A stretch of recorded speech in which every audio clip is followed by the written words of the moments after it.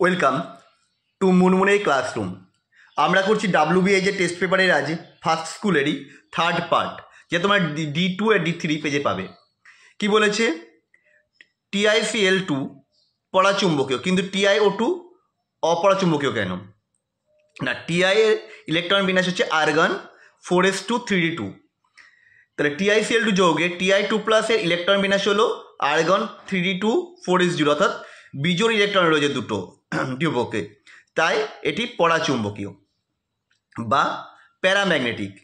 কিন্তু TiO2-তে Ti4+ electron বিন্যাস হচ্ছে 3d0, অর্থাৎ কোনো ডি কক্ষে কোনো অযুগ্ম ইলেকট্রন নেই, তাই এটি অপরাচুম্বকীয় বা ডায়াম্যাগনেটিক। আমাদের ভিডিওগুলো যদি ভালো লাগে অবশ্যই লাইক দিও, কমেন্ট করে জানিও। অথবা 1 নম্বর কোশ্চেনটা বলেছে কি, CuSO4 দ্রবণে Ki এর জলীয় দ্রবণ যোগ করলে কী হবে? না, এর জলীয় দ্রবণ যোগ করলে কী হবে? Q+ আয়োডাইড অধক্ষিপ্ত হবে সাদা বর্ণের, আর বাদামি বর্ণের আয়োডিন মুক্ত হবে, ফলে দ্রবণটি বাদামি বর্ণ ধারণ করবে। বিক্রিয়াটা দেখো, 2CuSO4 + 4Ki তৈরি যাবে Cu2I2 + I2 + K2SO4। Mn2+ এর স্পিন অনলি চৌম্বক ভ্রামকের মান, এর ইলেকট্রন বিন্যাস হচ্ছে কি 3d5, তাহলে অযুগ্ম ইলেকট্রন 5টা, তাহলে চৌম্বক কী হবে? 2√n × n+2, that means √35 board magnetic BM। এবার আছে অর্গানিক। ক্লোরোবেনজিন থেকে DDT প্রস্তুত করবো কীভাবে করব? না, ক্লোরোবেনজিনকে ক্লোরাল ও গাঢ় H2SO4 এর মিশ্রণ সহ উত্তপ্ত করলে DDT উৎপন্ন হবে। দেখো বিক্রিয়াটা লিখে দিয়েছি, তোমরা ভিডিওটা পজ করে বিক্রিয়াটা লিখে নাও। DDT সংকেতটাও বেশ ইম্পর্টেন্ট। পরেরটা বলেছি AB শনাক্ত করতে। দেখো প্রোপিন ছিল, HBr দিলে পারা তৈরি হবে কি 2-ব্রোমোপ্রোপেন, মার্কনিক অফ রুলস অনুসারে হচ্ছে, আর পারক্সাইড দিলে অ্যান্টি মার্কনিক অফ 1-ব্রোমোপ্রোপেন হবে। পরেরটা দেখো, ফ্রেয়নের ক্ষতিকারক প্রভাব, এটা আমরা জানি যে ওজোন স্তরে ক্ষয় সৃষ্টি করে, ফলে ওজনের প্রাকৃতিক ভারসাম্য নষ্ট হয়। পরেরটা রাইমার টিমার বিক্রিয়ার উদাহরণ, ফেনলকে ক্লোরোফর্ম এর NOH সহ 65 থেকে 75 সেন্টিগ্রেড উত্তপ্ত করলে সোডিয়াম স্যালিসালডিহাইড উৎপন্ন হয়, যার লঘু এইচের সাথে বিক্রিয়া করলে স্যালিসালডিহাইড উৎপন্ন হয় বা স্যালিসাইল অ্যালডিহাইড উৎপন্ন হয়। পরেরটা মিথানল আর ইথানলের মধ্যে পার্থক্য লিখতে বলেছে। আমি বিকারক দিয়ে দিয়েছি I2 আর NaOH। মিথানল আয়োডোফর্ম বিক্রিয়া সাড়া দেবে না, ইথানল বিশেষ গন্ধযুক্ত হলুদ বর্ণের আয়োডোফর্ম অধক্ষিপ্ত করে। বিক্রিয়া যদি লাগে লিখে নাও, C2H5OH এর ওপর I2/NaOH তৈরি হবে CHI3 + HCOONA। ফেনল অম্লধর্মী কেন? না, ফেনলের জলীয় দ্রবণে H+ আয়ন ত্যাগ করে ফেনক্সাইড আয়ন উৎপন্ন করে। এই ফেনক্সাইড আয়নের রেজোনেন্স স্থিতি বর্তমান, ফলে ফেনল সহজে H+ আয়ন ত্যাগ করে ফেনক্সাইড আয়নে পরিণত হয়, তাই ফেনল অম্লধর্মী। বিক্রিয়া দেখো আমরা লিখে দিয়েছি এবং রেজোনেন্স গঠনটাও দেখিয়ে দিয়েছি। তোমরা ভিডিওটা পজ করো বা স্ক্রিনশট তুলে নাও, তুলে বিক্রিয়াটা লিখে নাও। পরের কোশ্চেন রূপান্তর বলেছে ফেনল থেকে স্যালিসাইলিক অ্যাসিড।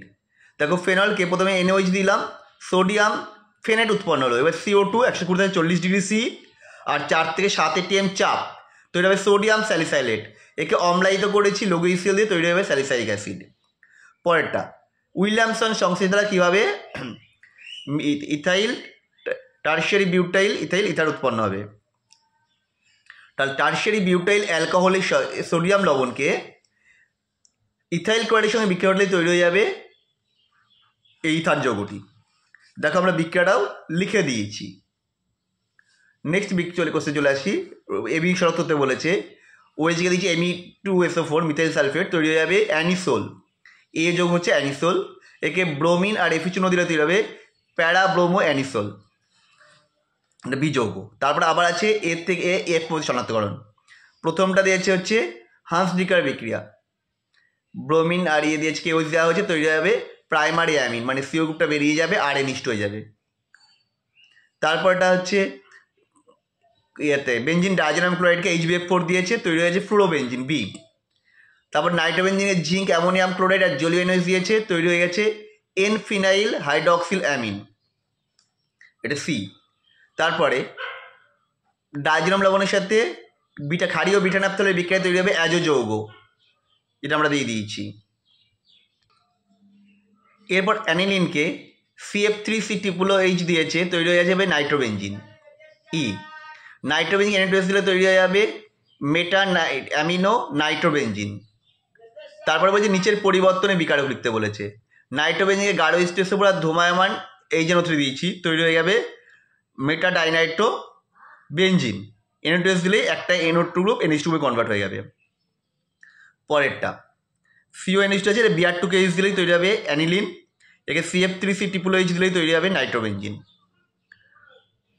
তাকে আবার জিঙ্ক অ্যামোনিয়াম ক্লোরাইড জ্বলিয়ে নিয়েছিলাম, ফিনাইল হাইড্রক্সিলামিন হলো।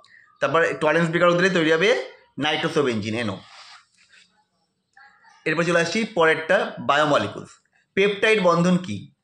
একই বা ভিন্ন অ্যামিনো অ্যাসিডের দুটি অণুর একটি COOH গ্রুপের সঙ্গে অপরটি NH2 গ্রুপের বিক্রিয়ায় এক অণু জল বিয়োজনের মাধ্যমে যে অ্যামাইড বন্ধন গঠিত হয় তাকেই বলা হয় পেপটাইড বন্ধন। আমরা এটা পাই হচ্ছে গাই-অ্যালা ডাইপেপটাইডে গ্লাইসিন আর অ্যালানিনের মধ্যে একটি পেপটাইড বন্ধন দেখতে দেখা যায়। পরেরটা খুব ইম্পর্টেন্ট কোশ্চেন, গ্লুকোজকে ফিনাইল হাইড্রোজেনের সাথে বিক্রিয়া কী হবে? এটা তৈরি হবে গ্লুকোসাজন। বিক্রিয়াটা তোমরা কিন্তু লিখে নাও, ভীষণ ইম্পর্টেন্ট বিক্রিয়াটাই।